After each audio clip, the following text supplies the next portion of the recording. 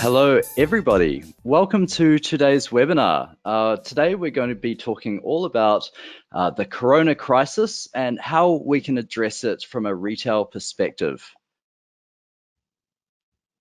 So today's agenda, we're going to be going through the industry impact. Then we're going to talk about the challenges faced by retail organizations. Then we're going to talk about the tactical response. So what should we do immediately? What's the greater opportunity? And then finally, we've got some time for questions. So please do add questions, and I'll do my best to allow time for it at the end. So let's dive in. And so you can see here, this was a study done just very recently. Most countries foresee a personal finance impact. So this is a study done of over 10,000 people where you can see here in Australia, I know we've got an audience globally today, but you can see here in Australia that that fare is getting a lot stronger as time goes on. You can see other countries like Vietnam, China, India, Italy that also have very high numbers, not dissimilar from us. So it's quite dramatic, this personal financial impact that it's having. We're also seeing never before seen social media volumes, 382 million mentions, and this is over the last 30 days. And this was just pulled this morning. So I've never seen that many mentions on any social media scan. And it's quite dramatic. There's actually a significant spike here on March 13th. And while I haven't spent a lot of time understanding why it spiked then, what I noticed is that just a lot of countries increased their mentions on that date. So a really dramatic global common enemy, I think we all see on social media. This is out of all of those millions of mentions, here are the top 50 keywords that are mentioned. So some interesting things here. Charles, I think Prince Charles just got corona. Yeah, there's a few things in here. So it's just kind of it's really interesting to see what people are saying and how the whole world is really just talking about this case, this issue. If we zoom into Australia and we look not into the overall volume, but we look into some of the things that, or some of the topics that people are talking about and how that's behaving. So by color code, by color code, you can see that coronavirus testing really spiked around March 13th. Coronavirus education. So this is like how people are talking about schools and teachers and education. You've got kind of, it looks like there's a bit of a spike, but it also, I think the good thing with this is it also looks like it's declining.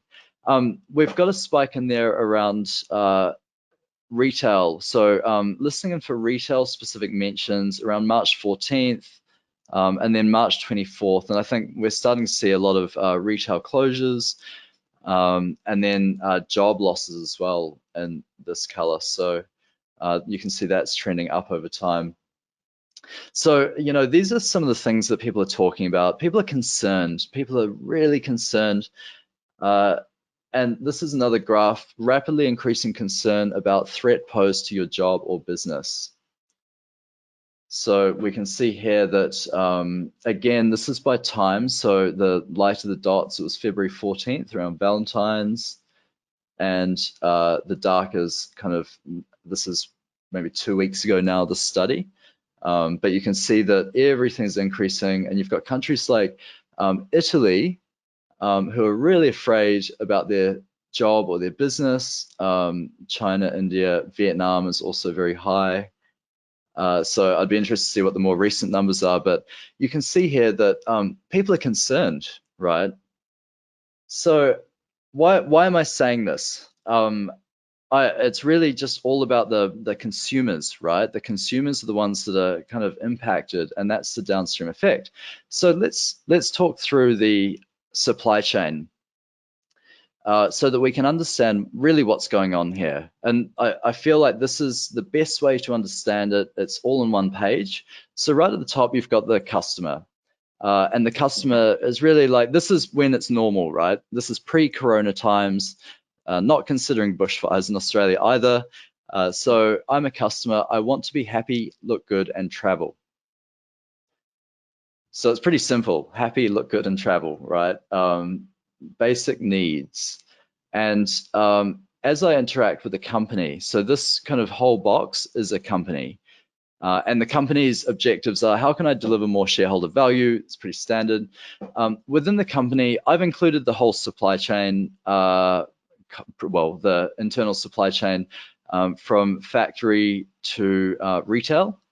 Although many companies have, like, they won't own the whole supply chain, right? So they'll outsource their production, or whatever.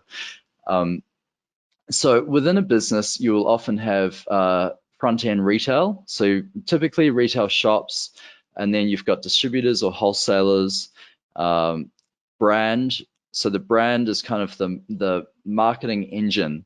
That's the service, sales, marketing, operations, etc. The head company, and then downstream of that is the warehouse where they store their inventory, and then further downstream is the factory where they make it. So it's pretty kind of straightforward and standard. Obviously, there's lots of different business models here. You also often will have an e-commerce site, not always, that's also pulling from the same supply chain.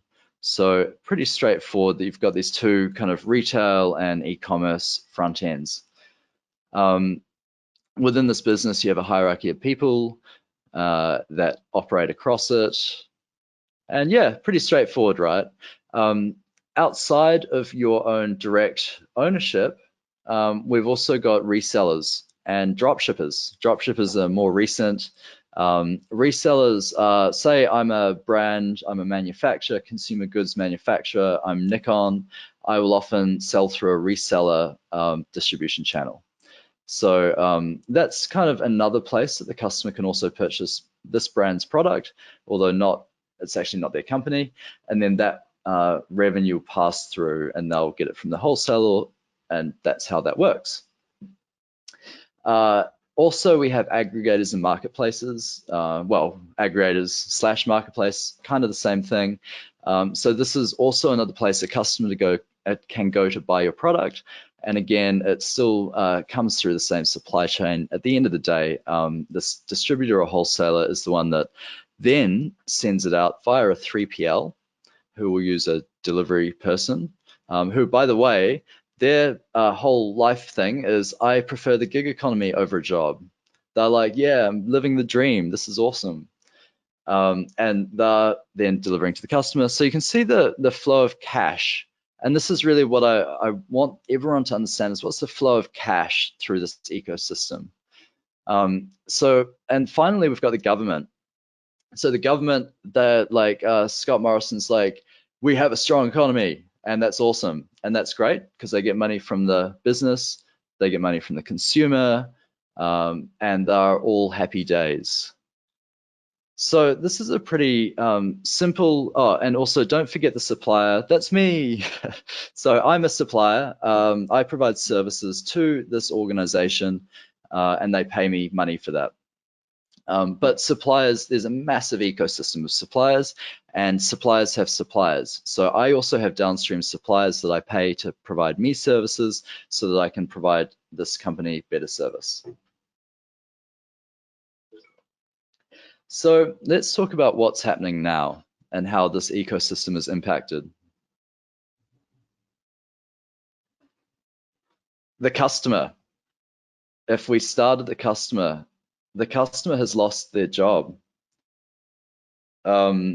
So they have all of this uncertainty. They are unhappy because they worked in the organization. So now we've got organizations that are like, oh no, these people can't work. And my retail shop has had to shut down because of mandatory shutdowns, quarantines, no one's buying. So this person, this customer, is now one of the jobless, sitting outside of the organization going, oh my God, what do I do? Even if they're not the jobless, they're sitting here nervous as heck going, oh my God, will I have my job in 3 months? How will I feed my family? Will I be lining up in a Centrelink queue? So there's so much fear at the moment around job security. And you've got this poor person that is now just maybe doing a little bit of purchasing, maybe for necessities. So their whole spending appetite has just totally gone out the window.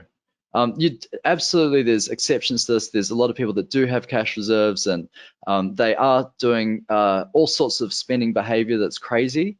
It's a good time to buy houses. It's a good time to invest in stocks. All of these things. I'm not talking about that side of it. I'm talking about the average person, the average consumer that really we rely on to keep all of these guys and this downstream ecosystem happy. So let's look at this cash. So less cash flowing into e-com, no cash flowing into retail, less cash into these other channels.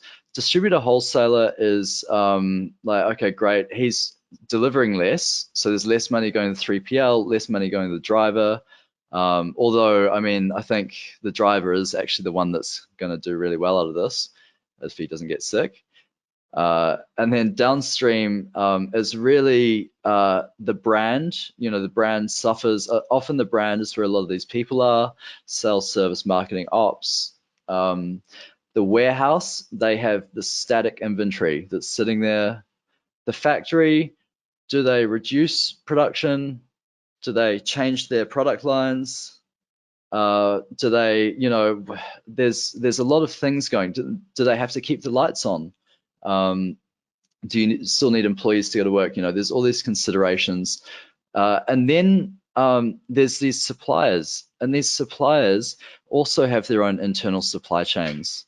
So they've also got their own warehouses and factories and considerations. So it really like doubles up and doubles up. And it's dramatic. So you now got these companies that their problem is they can't afford to pay their staff.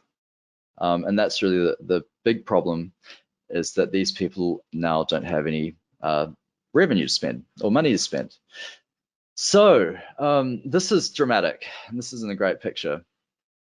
I think the compounding issue is that retail were already suffering. Right, this is a graph from before Corona, March 2019.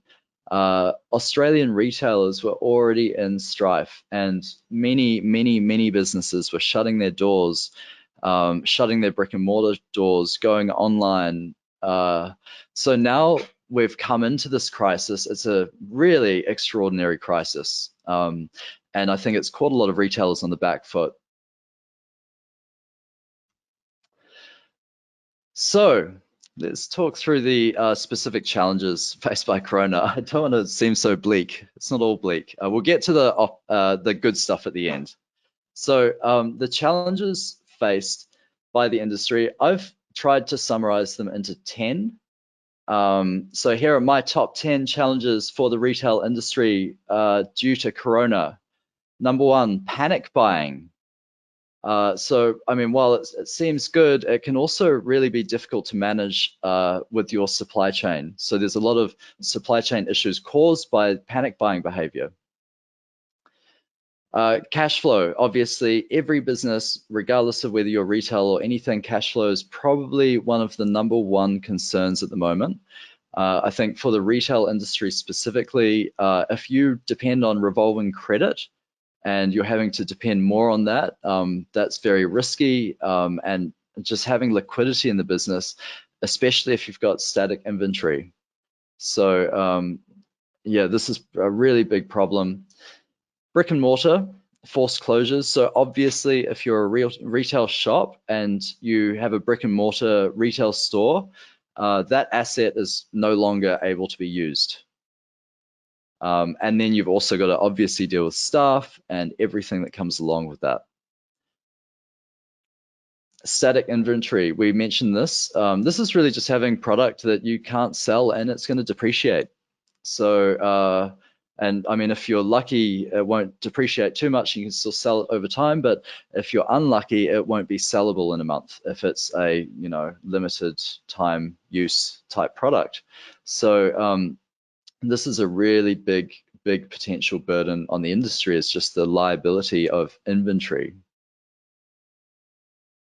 Fixed costs like leases, obligations, anything in your business that's a fixed expense that you have to pay month after month, this is going to become a problem. And retailers have a lot of these, especially retailers with retail stores. Brick and mortar is not cheap.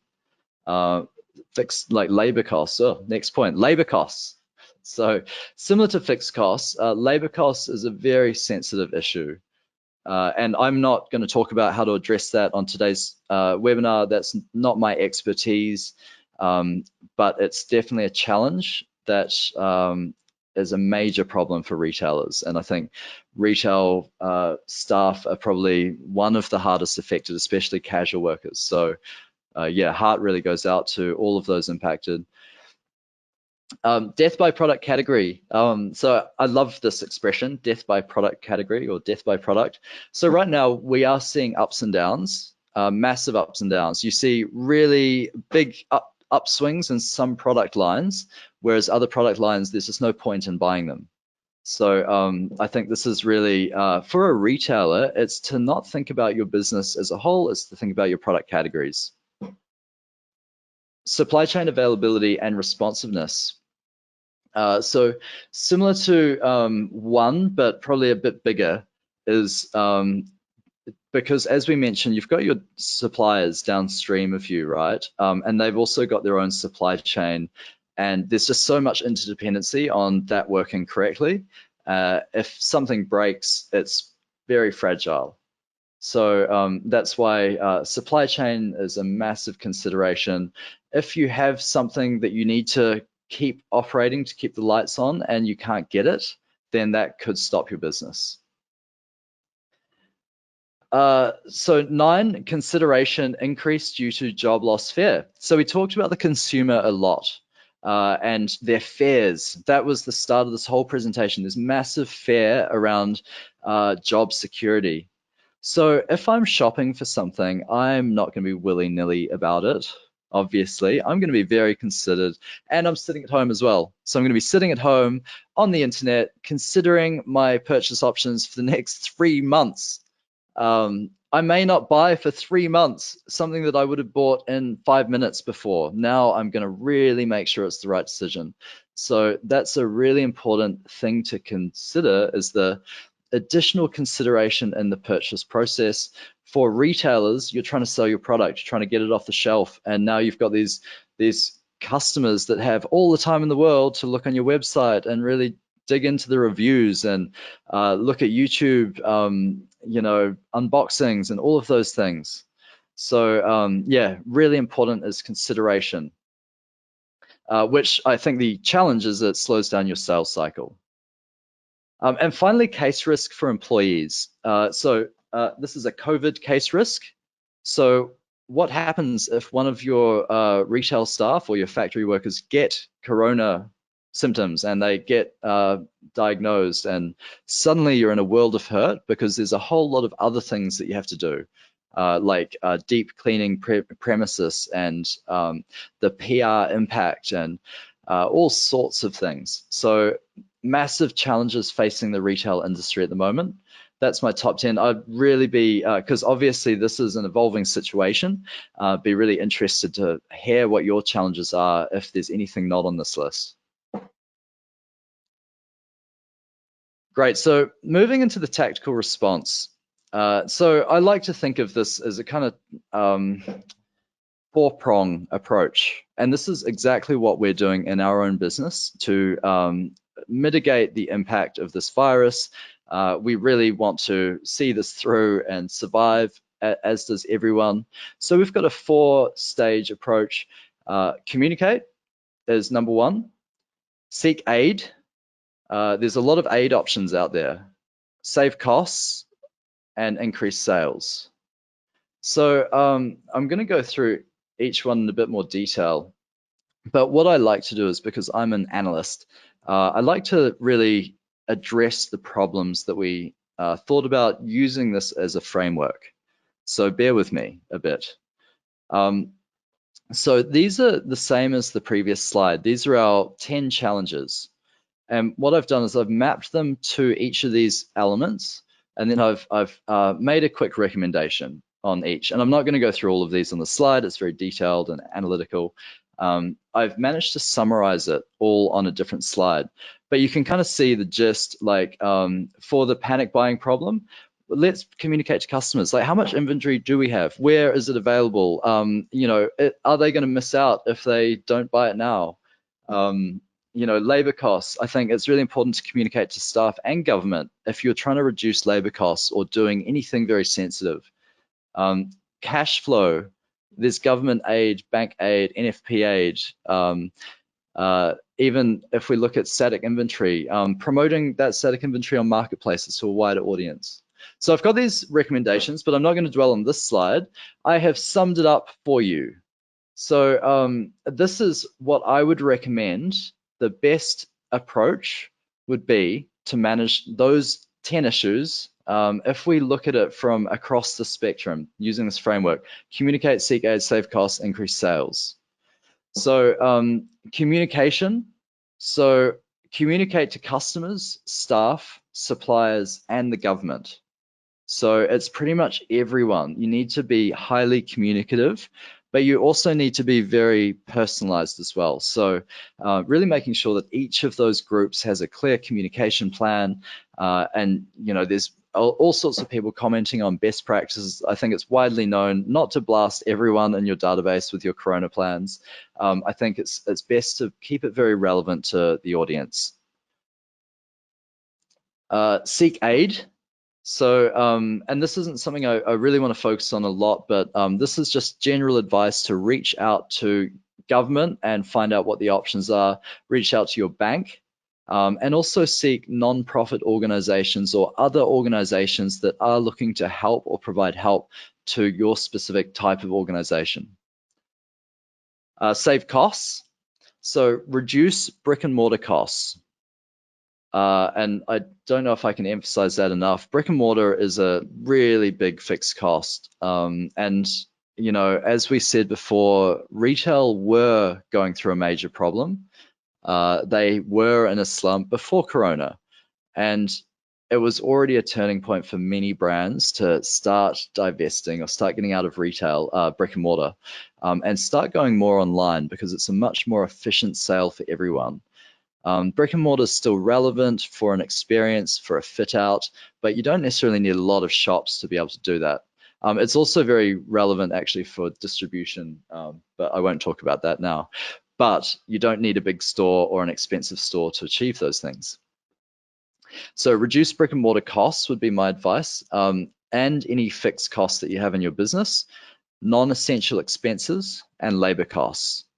And I'm not going to tell you how to do those things. I expect you have other advisors that are financially and legally giving you the best advice. But that's general business advice, is just to remove the cost so that you can weather the storm.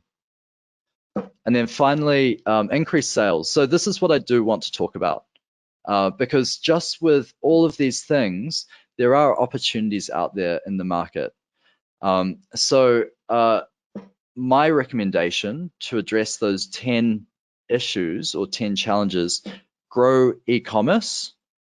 So I haven't said start e-commerce because I expect many people have e-commerce already. If you haven't, get e-commerce today, like start it immediately. But really focus on it, grow it. Now is the time for e-commerce to shine. Promote on marketplaces, and I am going to talk about these things specifically in a bit more depth. But marketplaces allow you to reach a really wide audience. It's very early days for people to be aware of what they are, and especially large brands that are so self-sufficient. I think now is the time to start giving your product to the marketplaces and allowing them to sell it. I will go into more detail. Okay, so next is sell relevant products. So obviously you don't want to push or market something that isn't relevant or can't be bought.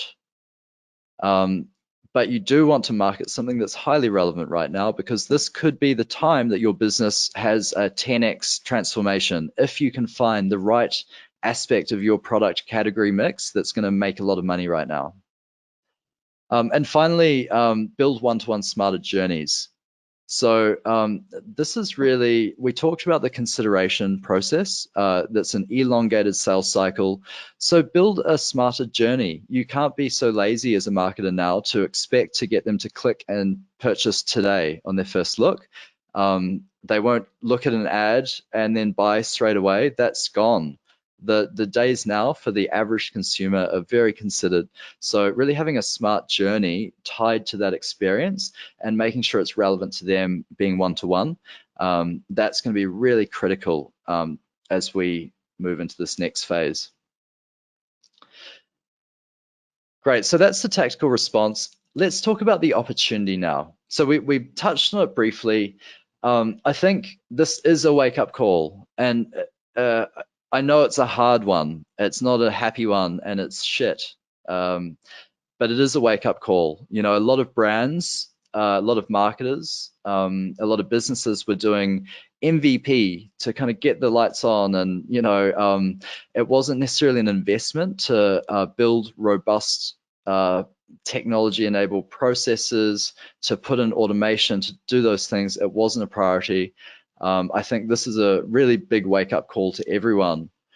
So I think it's important to ask yourself these questions moving into the future. What is the new normal? There's a lot of people talking about this taking 6 months or a year. Like, what if they don't come up with a vaccine in 1 month? There's a lot of hype about it, but what if they just don't? And it does take 6 months, and everyone lives in this quarantined, isolated world for a long time. What does that look like from a business perspective? How can we be less fragile? How many businesses are so affected right now because of this shutdown? So many businesses are affected. So many businesses are maybe going to go out of business. And the honest answer to why is because they were fragile. They had a fragile business model, you know, where they depended on people coming into their stores. They depended on having, you know, that sale happen all the time, and they had low margins and, you know, no ongoing sales from that customer. Especially this happens when you don't know your customer. You know, when you've got a one-time only customer, you're like, oh, great, I got 1 million people through the doors today. No idea who they are. There's no loyalty there, no kind of second or third purchase understanding or predictability. You see a lot of large companies like Salesforce where, and I don't know if I've got the correct numbers, but I believe something like 70% of their revenue is future booked, right? Because they do license subscription sales. So they will book in a 3-year license deal on average. So that's booked revenue. So they know that even if a crisis happens, they've got future revenue coming in. It's like, it's booked. It's yeah, it's not fragile. If you rely on your customer purchasing tomorrow, and if he doesn't buy tomorrow, if that damages your ability to stay open, then you've got a very fragile organization. So I think going into a post-corona world where we have our eyes open is, how do we change our businesses to be less fragile and to really adapt to the new normal of what life is going to be like, or potentially could be like. While that's all dramatic, and I'm a bit of a drama queen at the moment, I think, we also have a really great opportunity. And we see it time and time again. And if you Google it, how to gain market share in a downturn or a recession, you'll see there's a million articles, and historically, it's a great thing to do. If you are smart, and I will touch on how to take advantage of that. But the key is we've got to take action. We've got to jump on that, that thing. This is actually from the global financial recession. And you can kind of categorize organizations into winners and losers. And this was a study done by Bain and Company. And basically they categorized, and you actually see there's a really great result of the winners that took advantage during the crisis. And then after the crisis, there was continued excellent results. So, there is really an opportunity here to win, but there's also the option to lose if you don't play your cards right or take immediate action. If you look at how behavior is changing in more mature markets, when I say more mature, I mean more corona mature. So the ones that have had it slightly longer than us. And when I say slightly, I mean weeks. Like, this is crazy coming soon. If we look at Italy, so the light gray is, this is a reported rise in e-commerce in China and Italy. This is more frequently using e-commerce to purchase products they would normally buy in store. So Italy, naturally much higher, 31% change, more frequently, 12% less frequently, no change. Then you look at Vietnam, China, India, and these are really large populations of people, more frequently. Like, that's dramatically, that's over half the population is starting to use e-commerce more frequently as a result of coronavirus. And this is results March 12 to 15, 2020. So pretty recent. So how do we increase sales in a time of corona? So we talked about growing e-commerce. We talked about promoting on marketplaces. We talked about selling relevant products and building smarter journeys. So this is how to achieve each of these. And this is kind of my view on it. And keeping in mind, we deal with a lot of organizations and a lot of different industries. And, we've got a fairly diverse take on what clients are doing at the moment. So for us as a business, the way we're responding, and it's similar to many of our clients, is we're building an e-commerce. So we're actually about to go live with a brand new e-commerce that's on the left, and it's just our ability to transact in an online world without meetings and providing as much information up front as they can, so the purchase process is very easy.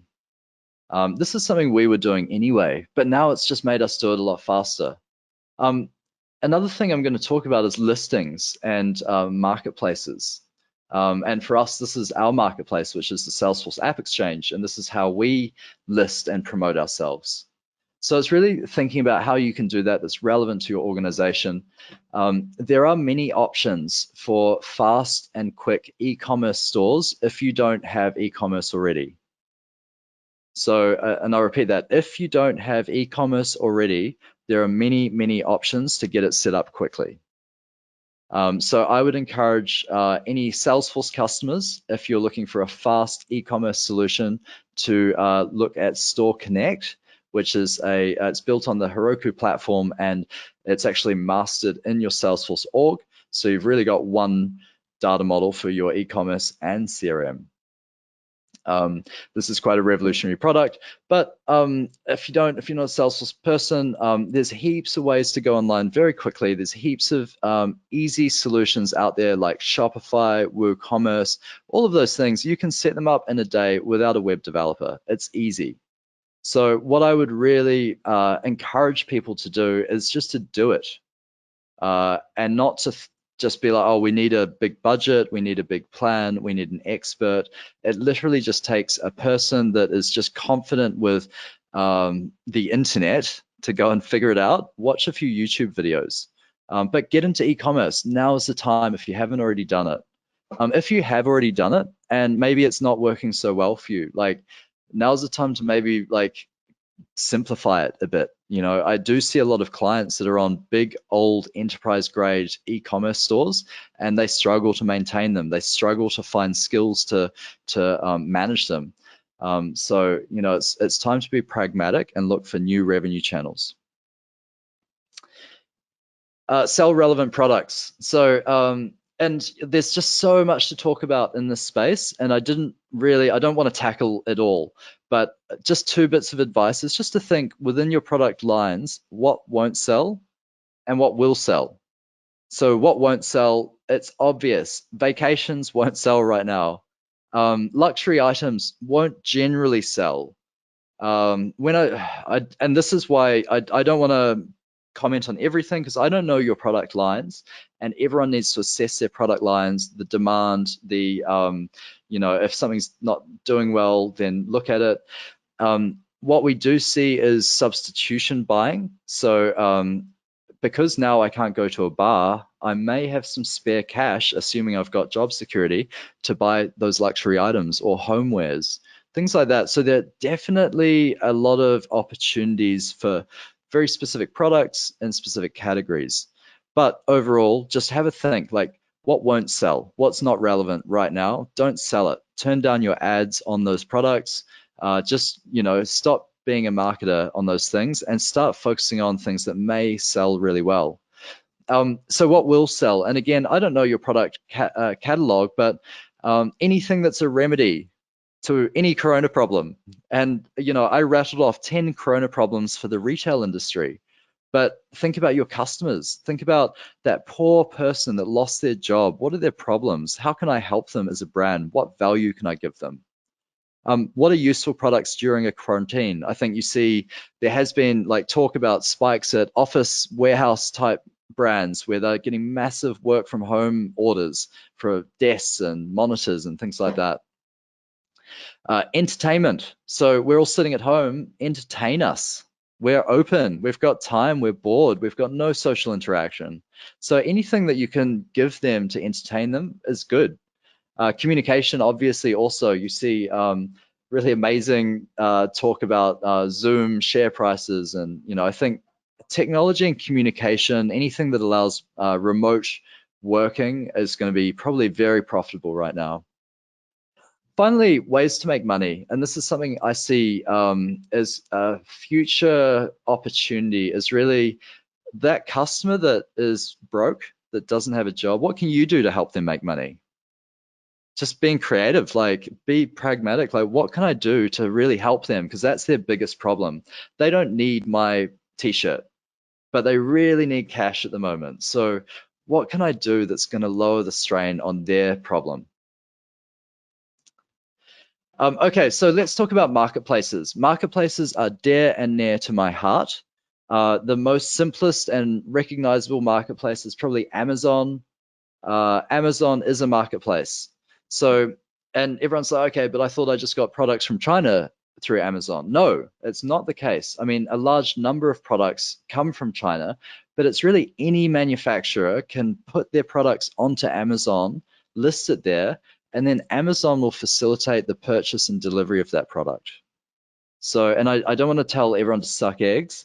What I do see is many of my customers that put their products on marketplaces, they start to see a major revenue increase from that channel. And it's funny money. It's like, what? Why? What? Why is it making so much money? And they don't know. But the fact is there's traffic and demand and searches and smart recommendations. These marketplaces do the hard work of e-commerce already. If you're having e-commerce dramas with your big old e-commerce site, just like have a weekend off and go set up a marketplace site. And there's so many marketplaces out there now, and these guys all are doing really well. So this is a major recommendation: is get into the marketplace game. I'm not going to talk about drop shippers, but I am.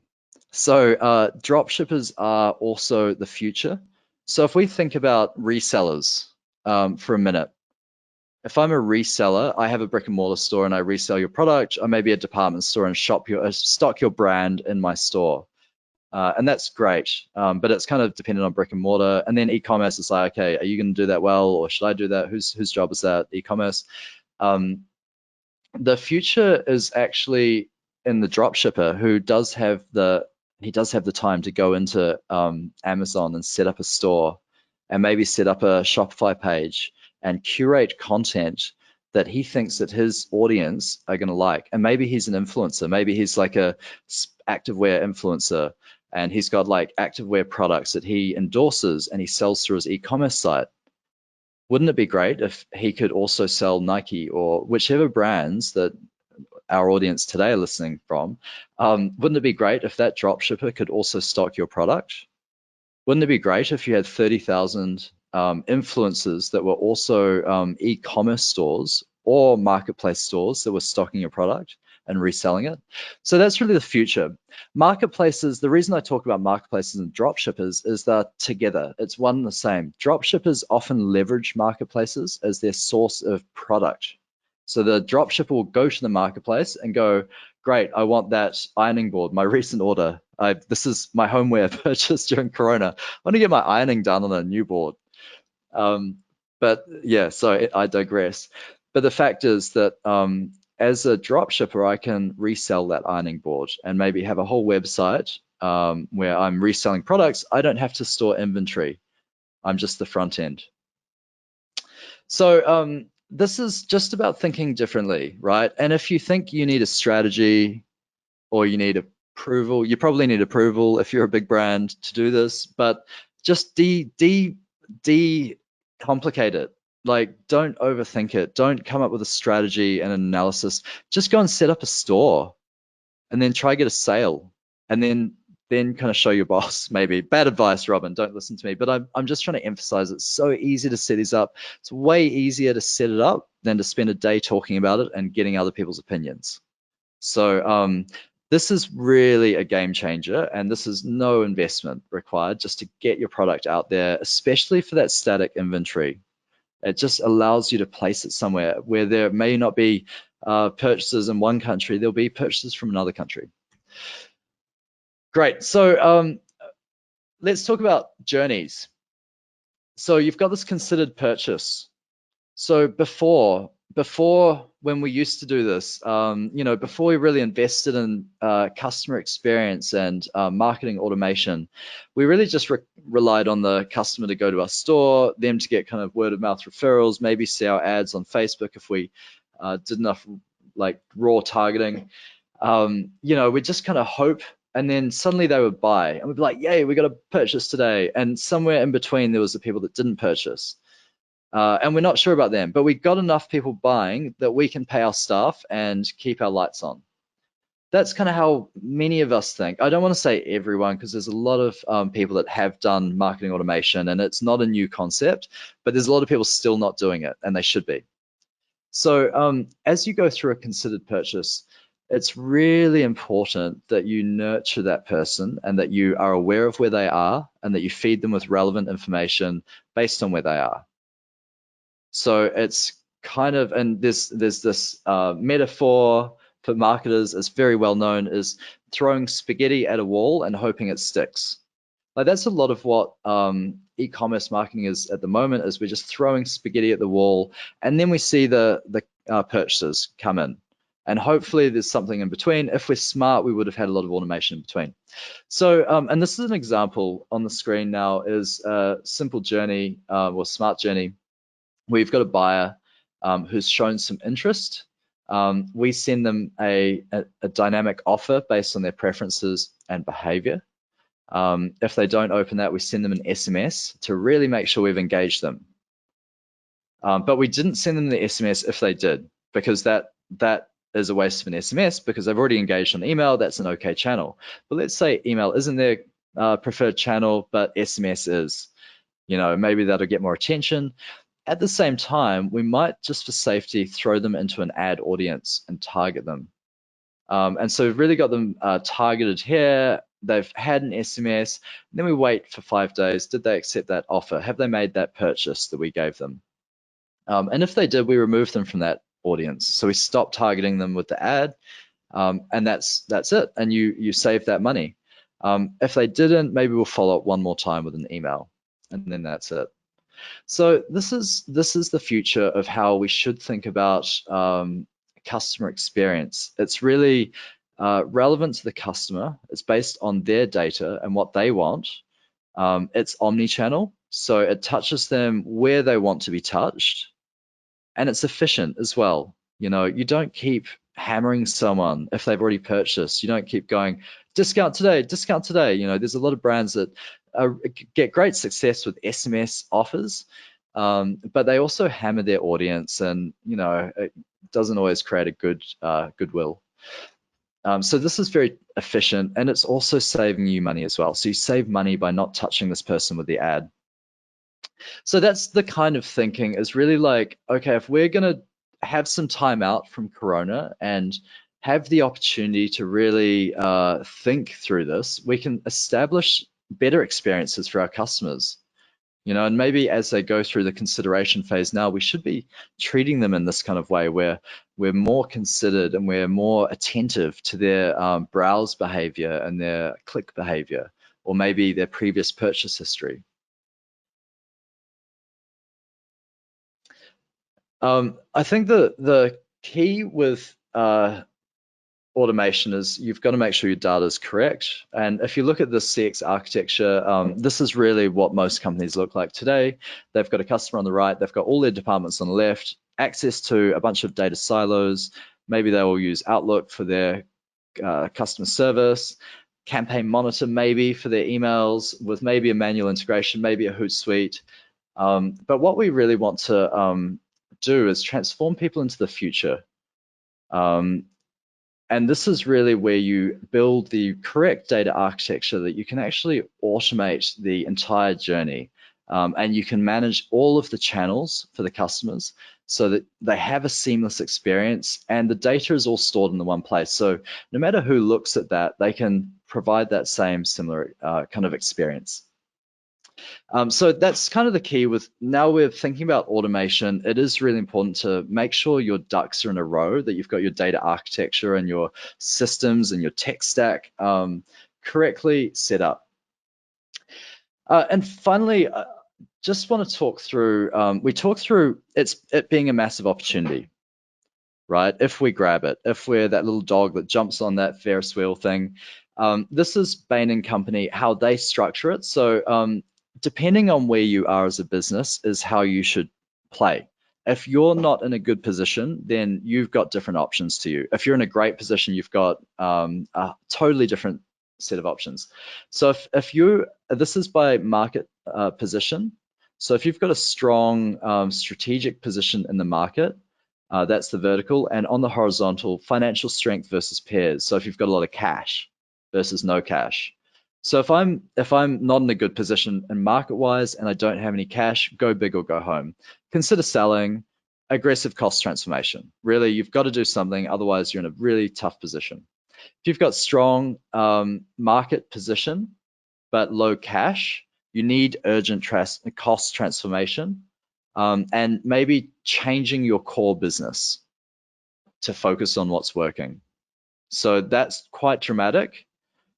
If I've got strong financial strength but low market position, that's where I can really redefine the business. I can selectively invest to grow, right? So, and this is the key, is like, I've got cash, but I may not have market share, but I can buy it now because other people are weaker than I am. And then finally, top right, this is obviously where everyone wants to be, playing offense. So I'm in a great strategic position. I'm in a great financial position. I'm now going to invest and double down. I'm going to be proactive and acquire business or acquire capability. So this is a really great guide to how to act. It's very much dependent on the business. And just a quick recap, here's the 4-prong approach: communicate, seek aid, save costs, and increase sales. And that last one is where I spent the last half of that presentation, really focusing on making more money for the business.